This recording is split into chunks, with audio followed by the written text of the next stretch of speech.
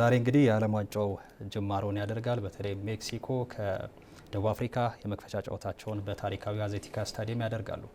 ከዚህ ቀደም ሁለት የዓለም ዋንጫ ፍጻሜዎች ተከናውነውበታል። 1970 ብራዚል ጣሊያን 4-0 ያሸነፈችበት፣ እንዲሁም 86 አርጀንቲና ምዕራብ ጀርመን 3-2 ያሸነፈችበት ስታዲየም ነው።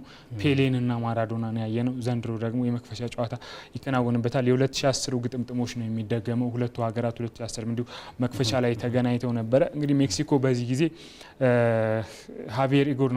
ሃቪየር አጌሬ ናቸው ቡድን እየመሩት የሚገኙ አንጋፋው አሰልጣኝ ከዚህ ቀደሙ በተሻለ ኳስ ከመያዝ ይልቅ በፈጣን ሽግግር እንዲሁም ደግሞ በቀጥተኛ ያጫወት በደፋር ያጫወት መንገድ የሚታወቅ ነው። እንደ ራውል ሂሜኒዝ አይነት ተጫዋቾች እዚህ ቡድን ውስጥ አሉ። ሂሜኒዝ ዘንድሮ ለፉላም 9 ግቦችን አስቆጥሮ 3 አመቻችቶ አቀብሏል። ጊልቤርቶ ሞራ በዓለም ዋንጫው በጣም ወጣቱ ተጫዋች 17 ዓመቱ ነው። ኦቾዋ እንደ ሜሲና ሮናልዶ ለስድስተኛ ጊዜ የዓለም ዋንጫ የሚጫወተው አይነት ስብስብን የያዘች ነች። ልምድ ያላቸው እንዲሁም ወጣቶችን ያቀላቀለ ነው።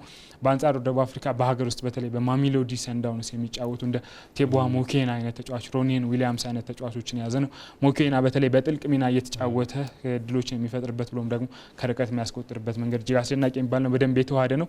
ቼክ ሪፐብሊክና ደቡብ ኮሪያን በዚህ ምድብ ነው የሚገኙ። ደቡብ ኮሪያ ለ12ኛ ጊዜ የምትሳተፈው ዘንድሮ በማጣሪያው ድንቅ የሚባል አፈጻጸም ነበራት። ግን በቅርቡ በኦስትሪያና በኮት ዲቯር የተሸነፈችበት መንገድ በተለይ ቡድኑ ከ4-4-2 ወደ 3-4-3 የሄደበት መንገድ ብዙዎቹን ጥያቄ እንዲያነሱ ያደረገ ነው። በተለይ ደግሞ ሰኑንግሚና ኪሚንጃ አይነት ተጫዋቾች በቀደመው አቋማቸው ልክ አለመሆናቸው ቡድኑ የሆነ ፍራስትሬሽን ውስጥ እንዲሆን አድርጓል። ግን ድንቅ የሚባል ግስጋሴን ያደርጋሉ ከምድቡ ከሚባሉት መካከል ናት።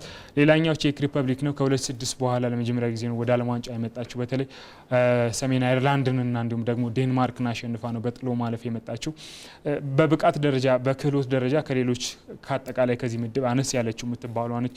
ቼክ ሪፐብሊክ ግን ታክቲካሊ ዲሲፕሊን እንዲሆነ በጣም ሬዚሊያንት የሆነ እስከ መጨረሻው ድረስ መፋለም የሚችል ስብስብን የያዘ ነው። ይህ ስብስብ በኩቤክ ነው እንግዲህ ሚሮስላቭ ኩቤክ ናቸው እኚህ የ74 ዓመት አሰልጣኝ የሚመሩት። እነሱ ቼክ አይነት ተጫዋቾች እና ፓትሪክ ሺክ አይነት ተጫዋቾች እዚህ ቡድን ላይ አሉ። በደንብ ዲሲፕሊን እንዲሆነና አካላዊነትን የሚጠቀም ቡድን ነው። ይበልጣል ሰውነት 23ኛውን የዓለም ዋንጫን በተመለከተ እንደዚሁም ደግሞ የቡድኖችን የአቋም መለኪያ ጨዋታን በተመለከተ ስለሰጠን መረጃ ከልብ እናመሰግናለን። መልካም ቀን ተመኘው። እኔም አመሰግናለሁ።